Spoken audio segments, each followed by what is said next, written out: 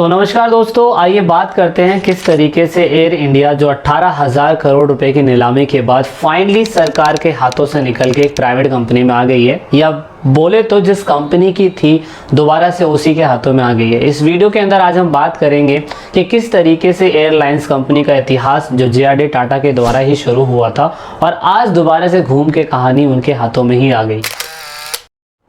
अगर हम इस पुरानी तस्वीर पे नज़र डालें जिसमें रतन टाटा जी ने अपने ट्विटर अकाउंट के ऊपर टैग करते हुए ये दिखाने की कोशिश करी है कि किस तरीके से इस पुरानी तस्वीर में जे.आर.डी. टाटा अपने कुछ क्रू मेंबर्स के साथ दिखाई दे रहे हैं। इसमें उन्होंने भारतीय सरकार को ये कहते हुए बहुत आभार प्रकट करा है कि किस तरीके से अब टाटा ग्रुप्स इंडियन एयरलाइंस को सही तरीके से एक सही दिशा में ले जाने की कोशिश करेगा। दोस्तों, अगर हम इंडियन एयरलाइंस के इतिहास की बात करें तो 1932 के अंदर इसकी शुरुआत हुई थी। हालांकि जे.आर.डी. टाटा ने जिस टाइम पीरियड पे प्लेन उड़ाना सीखा था उस टाइम पे उनकी उम्र सिर्फ मात्र 15 साल थी, लेकिन 1919 के लगभग उस टाइम पीरियड के अंदर जे.आर.डी. टाटा ने अपने एयरप्लेन का पूरी तरीके से लाइसेंस बनवाया।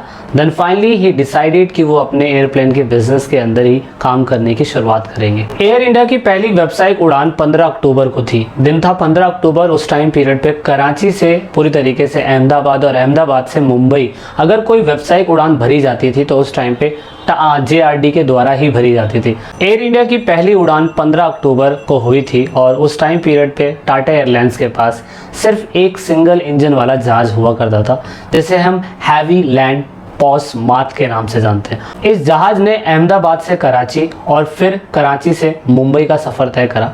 और अब ताज्जुब की बात यह है कि इस जहाज के अंदर कोई भी पैसेंजर नहीं था, जबकि इस जहाज में 25 किलो चिट्ठियां भेजी गई थी। दरअसल उस टाइम पीरियड के अंदर ब्रिटेन में जो राजशाही सरकार चल रही थी वो लंदन से कराची अपने जो चिट्ठी होती थी उसको पहुंचाने का काम किया करती थी। अब कराची से अहमदाबाद या मुंबई के अंदर अगर चिट्ठियां भेजनी होती थी तो उस टाइम पे पहला कमर्शियल एयरक्राफ्ट मैं कह सकता हूँ या एयरप्लेन में कह सकता हूँ वो जे.आर.डी. टाटा एयरलाइंस ग्रुप का ही था। इस तरीके से 1993 के अंदर पहला अगर कोई एयरलाइंस ग्रुप था तो वो जे.आर.डी. टाटा ग्रुप्स का ही था। 1993 से टाटा एयरलाइंस का काम बहुत तेजी से फेमस हो गया।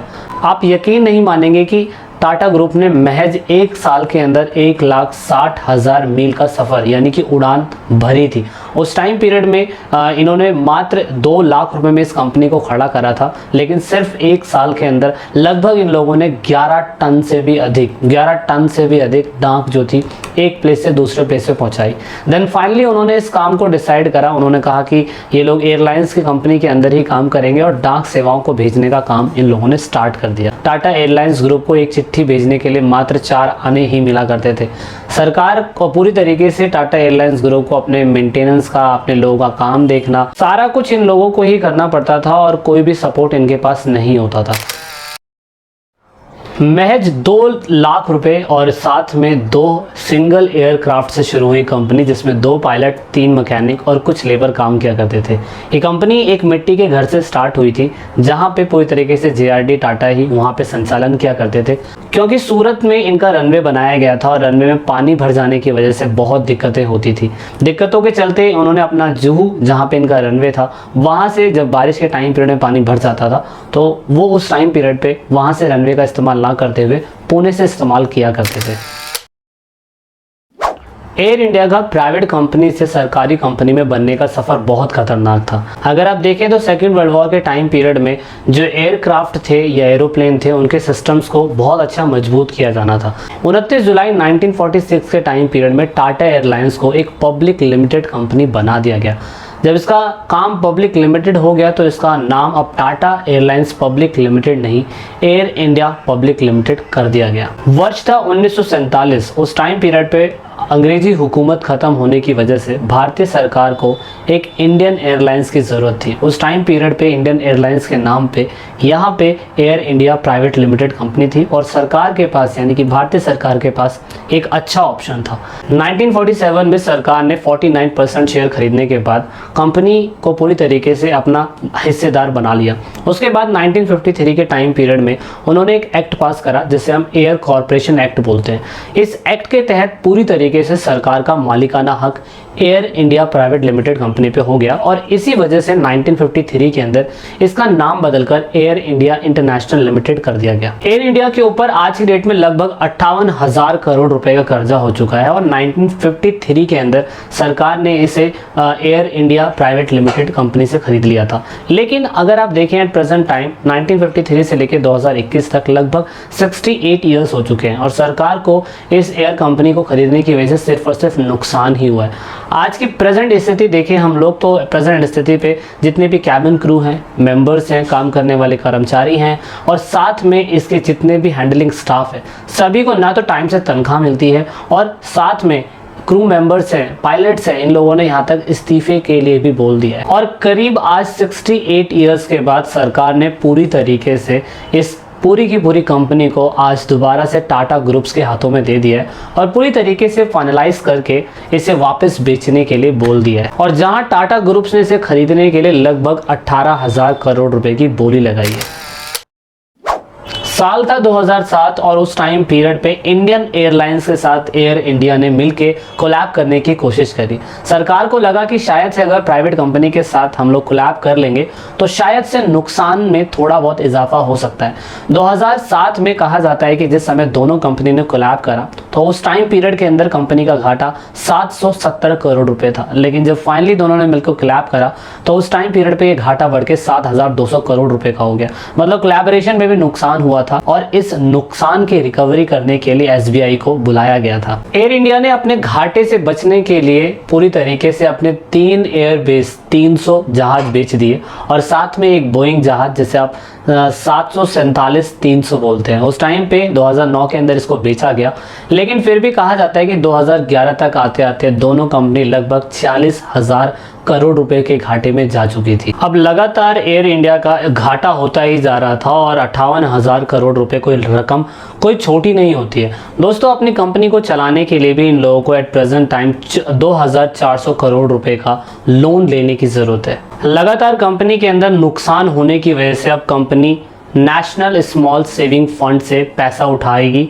इस लोन में ये डायरेक्टली सरकार से लोन ले रही है, एक तरीके का सरकार से ही लोन लिया जाता है। लेकिन इसमें क्या होता है कि ये दूसरे बैंकों के मुकाबले में 0.4% रेट ऑफ इंटरेस्ट लेती है। अब क्योंकि कंपनी को पूरी तरीके से अपने खुद के व्यवसाय को चलाने के लिए पूरी तरीके से दूसरी कंपनियों से लोन लेना पड़ रहा है, इसलिए सरकार ना तो अब अभी एट प्रेजेंट टाइम पे नई कोई प्रॉपर्टी लीज पे लेने के कगार पे है और ना ही अपनी एयर इंडिया या एयरबेस को पूरी तरीके से इंक्रीज करने के कगार पे है।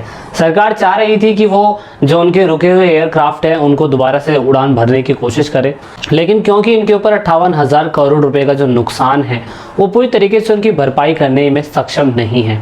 अब सरकार वैसे भी इस कंपनी से पूरी तरीके से 58,000 करोड़ रुपए के नुकसान से जूझ रही थी। देन फाइनली कंपनी डिसाइड करती है कि क्यों ना इस कंपनी को सरकारी हाथों से निकाल के प्राइवेट हाथों में बेचा जाए।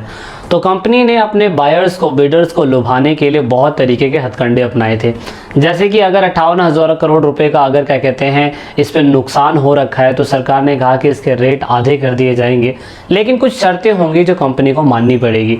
अब 58,000 करोड़ रुपए का अगर कोई नुकसान कोई कंपनी उठा रही है तो सिंपल सी बात है कि सरकारी हाथों से प्राइवेट हाथों में जाने के लिए सरकार अपने ग्राहकों को कुछ ना कुछ तो लुभाएगी। सरकार ने बॉन्ड्स के जरिए लगभग 7,985 करोड़ रुपए का बॉन्ड्स जारी करा है।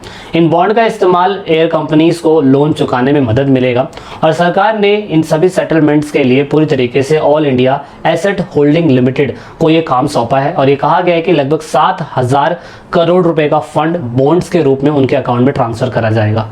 अब इंडियन एयरलाइंस और उसके बाद एयर इंडिया की बिडिंग के टाइम पीरियड पे सिर्फ 2 ही कंपनियां सबसे आगे निकल के आई थी, टाटा ग्रुप्स और साथ में स्पाइसजेट। तो दोस्तों यहाँ पे बिडिंग के अंदर टाटा ग्रुप्स ने इसको 18,000 करोड़ रुपए के बिडिंग के तौर पे इसको परचेज कर लिया। दोस्तों समस्या यहाँ आके खत्म नहीं होती है, समस्या खत्म यहाँ के आके होती है कि जो कर्मचारी इतने सालों से 1953 से कर्मचारी अगर एयर इंडिया में और इंडियन एयरलाइंस के अंदर काम कर रहे हैं तो उनका क्या होगा, समझने वाली बात सबसे ज़्यादा ये है। तो ऐसा बात डील साइन ये हुआ था कि भारतीय सरकार ने ये कहा था कि अगर किसी प्राइवेट कंपनी को ये चीज़ मंजूर है तो ही वो कंपनी उनके प्राइवेट हाथों में जाएगी। एग्जाम्पल के लिए सबसे पहले ये कहा गया था कि जितने भी कर्मचारी 2021 अगस्त के डेटा के अनुसार बताया जाता है कि 16,000 कर्मचारी लगभग एयर इंडिया में और इंडियन एयरलाइंस के अंदर काम करते थे और उस टाइम पीरियड में 9,000 से ज़्यादा कर्मचारी परमानेंट थे। तो ऐसे के टाइम पीरियड में उनके साथ उनका पीएफ है और साथ में क्या कहते हैं उनकी और ज़्यादा मेडिकल केयर है वगैरह वगैरह चीज़ें उनको मिला करती थी।